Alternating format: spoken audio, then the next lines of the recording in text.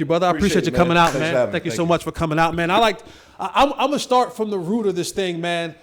You're an East Coast guy. I'm an East Coast guy. Born and raised in Jersey. Born and raised in Maryland, right? Mm-hmm. You got your name lights out. Yeah. Let me take it back a little bit further than that. Give me your early moments of football for you. You know what's crazy is I actually started out playing basketball, and I was ranked and all that stuff coming out of Maryland, PG County, with Durant and all the guys, Beasley, all coming out of the area. But what happened was I kept fouling out of basketball games. I kept fouling out, and so my coaches, I think I was like 10, 11 years old, they said, hey, we got a sport that we think that you'll be really good at. This is legal. And at the time, I wasn't really into football. I watched basketball, as a kid. So, they took me on the football field that offseason, at the beginning of the camp. I think it was like July or something like that before the season started. And I didn't know what the hell to do because I never really watched football as a kid. They said, look, whoever got the ball in their hands, hit them. And so I was like, what do you mean? I said, whoever grabbed the ball, the coach, and looked at it like this, said, whoever got this, make sure you hit them. I said, okay, no problem. So I went out there, and the first play in practice, I leveled the running back, and I knocked him under the coolers, right? And so the kid's parent, she was at practice, and she ran on the field and said, hey, don't you hit my baby like this, right?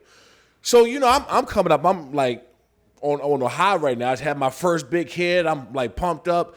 And she comes over. She's yelling at me. And I tuck my head. I walk back to the huddle. And my coaches say, he walk over and kind of whisper to me. He's like, do that shit again. And so that's how I kind of learned how to play the game, man. And just got applauded for it. And then, obviously, going to Frederick Douglass High School in Upper Marlboro, Maryland, then going to the University of Maryland. Yeah, so you get your name lights out because in high school you knocked out. Yeah. You knocked out 4 kids in one game? Yeah. So what happened was that's insane. So when it happened, everybody, it was like a folktale, right? It's like nobody had social media, YouTube wasn't around. Right. So I knocked out the 4 kids in one game, and then 20 or 25 students come running up to me and they said, man, you knocked those guys lights out. And I said,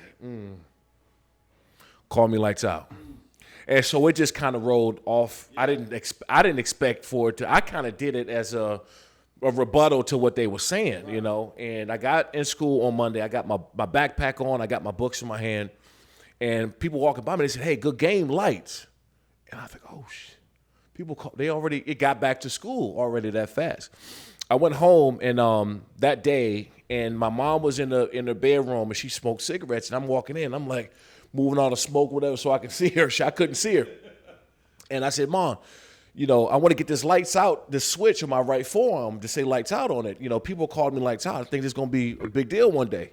She looked at me and said, yeah, boy, get the hell out the room. Was exactly what she said. And so every day when I got home from school, I bothered the hell out of her. Finally, like that 10th or 11th day, she took me to get it, and that's when the whole thing kind of started. Wow, man, that's an incredible story. Like, it's so organic, right? Because a lot of times, it don't really, like, unless the family gives you the nickname, right, or unless it comes organically, like, you really can't give yourself the nicknames. But so when it comes from the peers. Because, like, when I was growing up, last name's Holley, so I was like you. I played basketball. I ain't want no parts of football, right? And it was just like, I'm going to go over here and play basketball. And I always played to the crowd. And so one day, we're in the game, and I go off in the game, and one of the kids stand up, and he's like, stop. He goes, Holley, Holley, Holley, Hollywood swinging. And he started dancing. And the next day at school, everybody was like, what up, Hollywood? What up? And I was like, wow. See? I was like, my name is Holley. So I was like, we're going with it. Yeah. And it just like through high school and through college, that was what people call me. So to have it organically, that's pretty dope.